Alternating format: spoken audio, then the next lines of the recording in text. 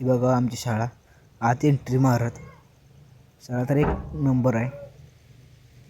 आणि तर आमचे मित्र बसलेले वर्ग मित्र तेवढ्यात इष्टी आली. आमची गँग आम्ही इष्टीत चढायला लागलो. इष्टीत बसलो आणि मल्लिकार्जुनच्या पायथ्याशी गेलो. भाऊनी केळी वाटले सर्व मुलांना.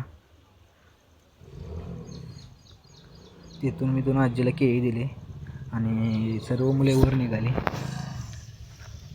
आणि आमची गँग आम्ही फोटो काढतो वर. वर मधनंच पळते ती. बागुल सर आलं वर. आमच्या संगत बागुल सर होता आणि मॅडम बसलेले वाटतच फोटो काढायला. बघा पोरं गेले वर. मॅडम बसले वाटत. परत पोरं गेली तरी पण वर. इथे बी मुली बसली वाटत. बागुल सरही बसले, पवार सरही बसले. आणि आता मंदिर आले हे जवळ. मुली काकडे खात होती. सरांनी फोटो काढले आणि शिवलिंगाचं दर्शन घ्यायला आत गेलो. शिवलिंगाचे दर्शन घेतले. हे बघा शिवलिंग. अनेक शिवलिंग आहे. त्याचेही दर्शन घेतले.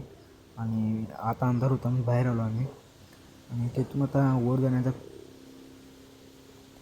शॉर्टकट काढला आमच्या भावाने प्रथमेशने. तिथून आम्ही गेलो वर. पाणी पिले आणि वर गेलो आपण. बघा रस्ता कसा खडा आहे. आणि वर गेलो आपण. पप्पा काय तर सांगते बघा काय इथं भोयर आहे. आणि इथं विठ्ठल आणि रुक्मिणीचं जे मंदिर आहे त्याच्या खाली भोयर आहे. आता ते मंदिर पडले आहे. तिथे जराच मागं एक पीस राहिला आहे. हे बघा निसर्ग बघा. आयुष्यात एकदा मल्लिकार्जुन डोंगरावर यायलाच लागते. नात करते काय.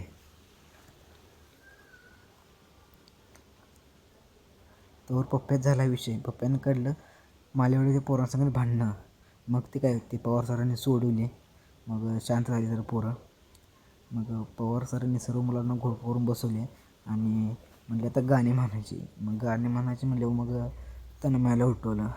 तन्मय नाही होता तरी पण पवार सरांनी उठवलं. विठू माऊली तू माऊली जगाची, माऊलीत मूर्ती विठ्ठलाची. विठ्ठला माय बापा जन्मभरी पूजा तुझ्या पावलाची. जन्मभरी पूजा तुझ्या पावलाची. माऊलीत मूर्ती विठ्ठलाची. विठ्ठला